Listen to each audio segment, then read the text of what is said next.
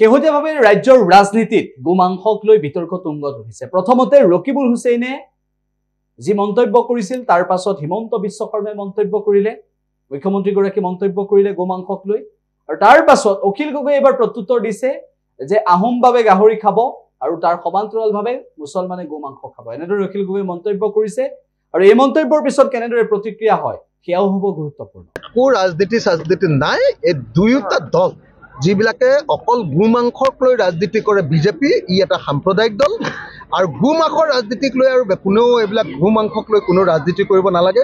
আৰু মই কংগ্ৰেছকো আহ্বান জনাইছোঁ, এইবোৰ গোমাংস চুমাংস এইবিলাক চিঞৰি থাকিব নালাগে, এনেই মিছামিছি সাম্প্ৰদায়িক কথাবিলাক পাতি থাকিব নালাগে।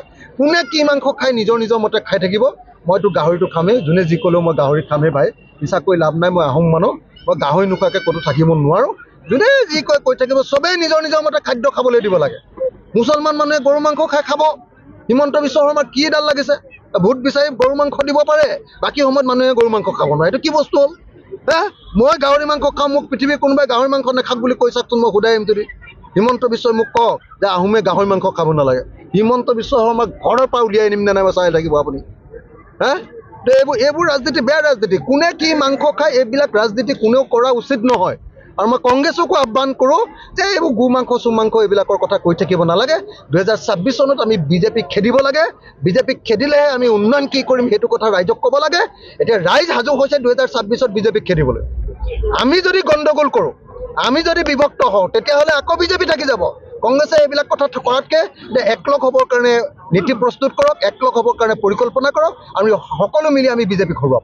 ৰাজনীতি নাই, এই দুয়োটা দল যিবিলাকে অকল গোমাংসক লৈ ৰাজনীতি কৰে, বিজেপি ই এটা সাম্প্ৰদায়িক দল, আৰু গোমাংসৰ ৰাজনীতিক লৈ আৰু কোনেও এইবিলাক গোমাংসক লৈ কোনো ৰাজনীতি কৰিব নালাগে। আৰু মই কংগ্ৰেছকো আহ্বান জনাইছোঁ, এইবোৰ গোমাংস চুমাংস এইবিলাক চিঞৰি থাকিব নালাগে, এনেই মিছামিছি সাম্প্ৰদায়িক কথাবিলাক পাতি থাকিব নালাগে। কোনে কি মাংস খাই নিজৰ মতে খাই থাকিব, মইতো গাহৰিটো খামেই, যোনে যি ক'লেও মই গাহৰি খামেই ভাই, মিছাকৈ লাভ নাই, মই আহোম মানুহ, মই গাহৰি নোখোৱাকৈ ক'তো থাকিব নোৱাৰোঁ। যোনে যি কয় কৈ থাকিব, চবেই নিজৰ মতে খাদ্য খাবলৈ দিব লাগে। মুছলমান মানুহে গৰু মাংস খাব, হিমন্ত বিশ্ব শৰ্মাৰ কি এডাল লাগিছে? ভোট বিচাৰি গৰু মাংস দিব পাৰে, বাকী সময়ত মানুহে গৰু মাংস খাব নোৱাৰে, এইটো কি বস্তু হ'ল? মই গাহৰি মাংস খাম, মোক পৃথিৱীৰ কোনোবাই গাহৰি মাংস নাখাওক বুলি কৈ চাওকচোন, মই সোধাই আহিম যদি। হিমন্ত বিশ্বই মোক কওক যে আহোমে গাহৰি মাংস খাব নালাগে, হিমন্ত বিশ্ব শৰ্মাক ঘৰৰ পৰা উলিয়াই আনিম নে নাই চাই থাকিব আপুনি। এইবোৰ ৰাজনীতি বেয়া ৰাজনীতি, কোনে কি মাংস খায় এইবিলাক ৰাজনীতি কোনেও কৰা উচিত নহয়। আৰু মই কংগ্ৰেছকো আহ্বান কৰোঁ যে এইবোৰ গোমাংস চুমাংস এইবিলাকৰ কথা কৈ থাকিব নালাগে। 2026 চনত আমি বিজেপিক খেদিব লাগে, বিজেপিক খেদিলেহে আমি উন্নয়ন কি কৰিম সেইটো কথা ৰাইজক ক'ব লাগে। এতিয়া ৰাইজ সাজু হৈছে 2026ত বিজেপিক খেদিবলৈ। আমি যদি গণ্ডগোল কৰোঁ, আমি যদি বিভক্ত হওঁ, তেতিয়াহ'লে আকৌ বিজেপি থাকি যাব। কংগ্ৰেছে এইবিলাক কথা কৰাতকৈ একলগ হ'বৰ কাৰণে নীতি প্ৰস্তুত কৰক, একলগ হ'বৰ কাৰণে পৰিকল্পনা কৰক, আমি সকলো মিলি আমি বিজেপিক হৰুৱাম।